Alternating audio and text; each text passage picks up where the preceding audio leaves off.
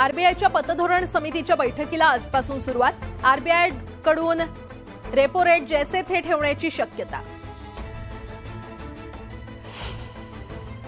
अरबी समुद्रात चक्रीवादळाचं संकट, कोकण किनारपट्टीला बसणार तडाखा, वादळी वाऱ्यासह कोसळू शकतो मुसळधार पाऊस। मुंबईवर राखीव पाणी साठा वापरण्याची वेळ, 25 जूनपर्यंत पुरेल इतकंच पाणी शिल्लक।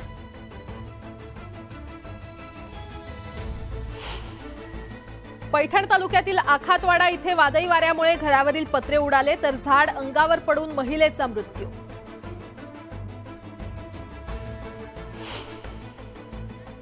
मावळमधील कुंडमडळा परिसरातून धोकादायक प्रवास सुरू, नियम मोडणाऱ्या वाहन चालकांवर कारवाईची मागणी।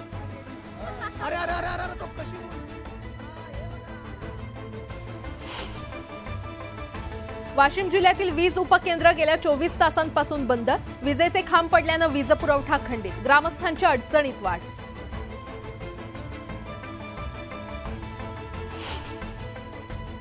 राज्यात विजेच्या मागणीमध्ये 1000 मेगावॅटची घट, वादळी वाऱ्यासह पडलेल्या पावसाने तापमानात घट झाल्याने मागणी घटली। राज्याचे आरोग्यमंत्री आणि धाराशिवचे पालकमंत्री तानाजी सावंत यांनी व्यक्त केला संताप। तुळजाभवानी मंदिराकडे जाणाऱ्या रस्त्यावर प्रशासनाने ऑटो रिक्षा आणि दुचाकीला प्रवेश बंद केल्याने सावंत झाले संतप्त। जळगाव जिल्ह्यात 30हून अधिक मंदिरात ड्रेस कोड लागू, मंदिराचं पावित्र्य जपण्यासाठी मंदिर प्रशासनाचा निर्णय।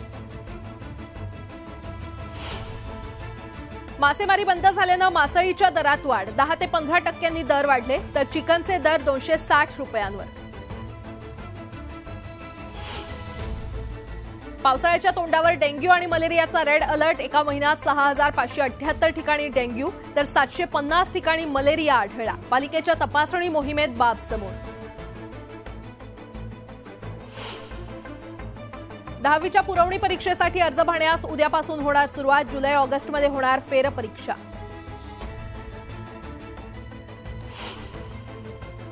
सेतूमध्ये दाखल्यांसाठी आता शॉर्टकट विसरा, वशिलेबाजीला चाप, ज्याचा अर्ज आधी त्यालाच मिळणार दाखला। वैजापूर तालुक्यात अपघातांच्या घटनांमध्ये वाढ, शिवशाही बस आणि कारच्या धडकेत पती पत्नीचा मृत्यू तर मुलगा आणि सून गंभीर जखमी।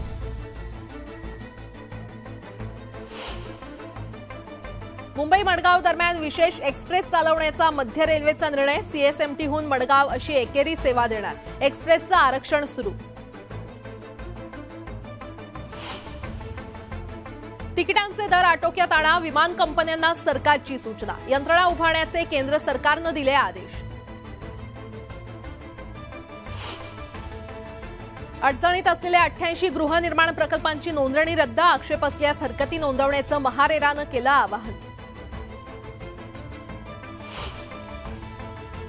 आणि वसईमध्ये वारली चित्रकलेतून रेखाटले शिवराय, चित्रकार कौशिक जाधव यांच्याकडून शिवरायांना मानाचा मुजरा।